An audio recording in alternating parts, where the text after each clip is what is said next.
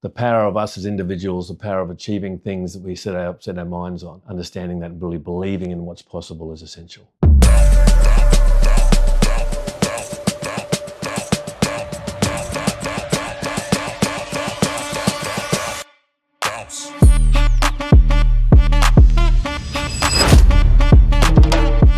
In your experience, how pivotal is self-belief in shaping long-term success, not just in a career, but in life as a whole? I think self-belief it goes to the heart of what we can achieve, what we're capable of achieving, realising that we're responsible for what happens to us, for our achievements, for things that go well, for things that don't go so well. Extremely liberating to have that knowledge, the power of us as individuals, the power of achieving things that we set our minds on. Understanding that and really believing in what's possible is essential. Can you take me back to the moment you first had to back yourself, before there was any real evidence that you could do it? What made you choose belief over doubt in that moment? I remember moving to Sydney from Queensland. I got a job at one of the investment banks in Sydney, a big firm, going places. The room was full of intelligent people who've been successful.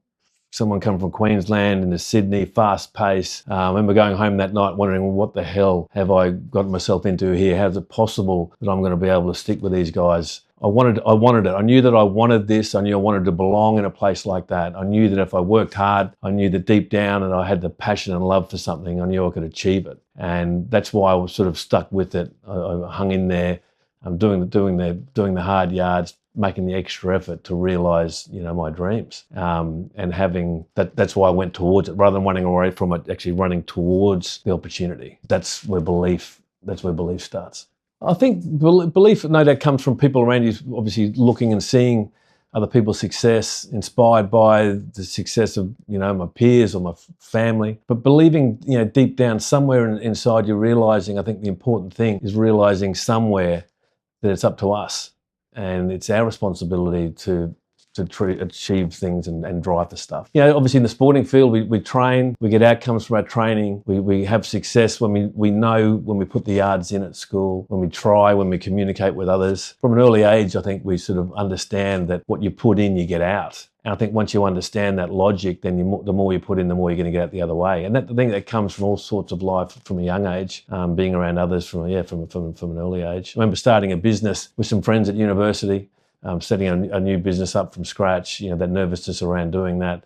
The belief came from the camaraderie of people around me, us setting out on a goal that we hoped would work. It didn't work, it wasn't successful in the end, but the learnings from that process then gave us the opportunity to go to the next one and made us realise that, if we try things a bit differently and try a bit harder, good things will come. How do you build belief on the days when results, confidence or motivation just aren't there?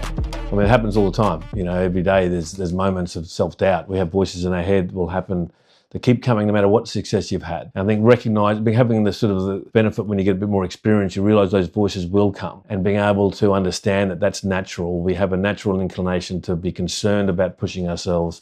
There are risks associated with putting yourself out there. But understanding the benefits of doing it, though, far outweigh the negatives. And I often think, look back on the past and how far you might have come, the things you've achieved that you didn't think possible before. You've got to turn your mind back to those moments where you were proud of your achievements to drive you forward. Because it's natural to sort of forget about them. How do you make them front of mind? How do you celebrate those moments to make sure that in those moments where you're unsure, you look back and you say, we've been here before, we can do this. What's the hardest challenge you've ever had to push through? And how did that experience reshape the belief of what you're capable of? A number of years ago, we had the GFC, the financial crisis, where it was a big impact. Younger guys probably don't understand the significance of that period of time. At the same time, some family health issues emerged across people I love very closely, and those two issues together, with the combination of really tough personal stuff along with tough business, was the hardest moment by me by a long way. I think what that shaped my thinking going forward is in the tough times, you have to be honest with yourself about where you're at. Honest with everyone around you about where you're at. There's no point fabricating or glossing over the hard issues.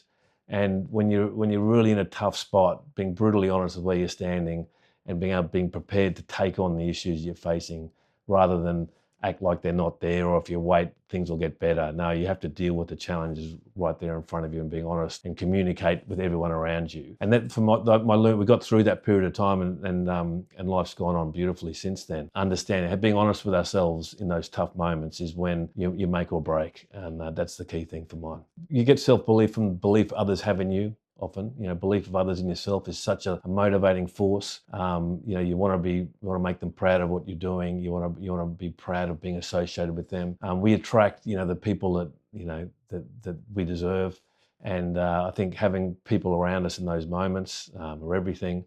And we often attract those people. So we should often say to people, if you're having doubt, look at the people around you that's supporting you, and understand the power that they bring you. That's a credit to yourself when those good people around you, the people you love or the people you work with alongside, when they believe in you, it's a credit to yourself as much as anything. Do you have a deeper purpose that drives you? And how does that shape the way you show up, train and perform every single day?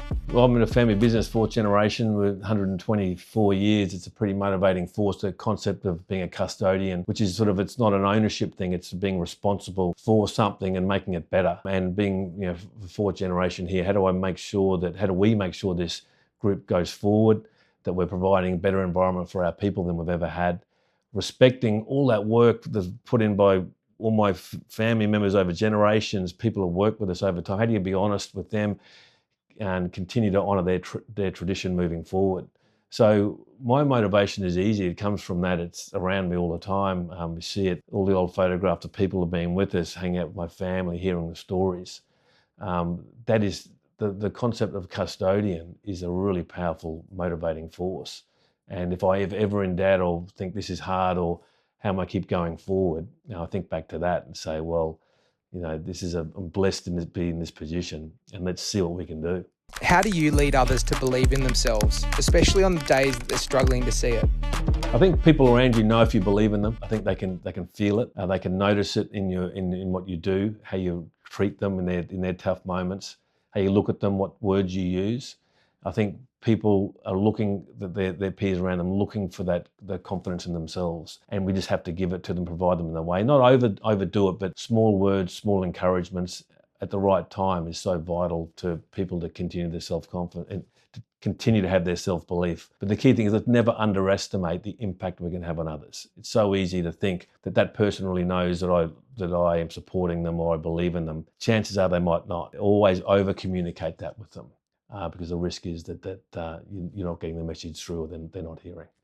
I think we often do that. We can often see potential in people that people don't see, and it's a sign of sometimes people lack that self-belief because of overthinking. Often it's a sign of intelligence. It's a sign of, they might have been around other people that have not been successful, and they worry about that. So people will naturally, unfortunately, underestimate what they're capable of. Most people will underestimate what they can achieve, and that's why leadership's so valuable in all walks of life. That's why leaders have a key role in making people believe they're capable of achieving more, and that's the essence of what leadership is. So yes, I think most people will underestimate their ability. They won't have the self-belief that they could have, and the role of a leader is to sort of nurture that through, to give them that springboard to go for it. Looking back on your journey, what role has belief played in getting you to where you are today? And what advice would you give to somebody who's still trying to build that belief in themselves? I think for anyone understanding that we all have talents, we all have unique abilities. We have to go for it. We have to understand what we have to do to fulfill our talents in order to maximize our potential. But there is huge potential in all of us. We have to believe in our ability to unlock it. We have to do the work to unlock it. And we have to be around people that believe in us. I say to anyone that is lacking self-belief, be around the right people. Being around a team that makes you feel that you're capable of chasing your potential. Be in an environment that encourages you to take risks, encourages you to take chances. Be around people that inspire you to keep going forward. It's the environment you set yourself, the people you're around, that will give you that opportunity.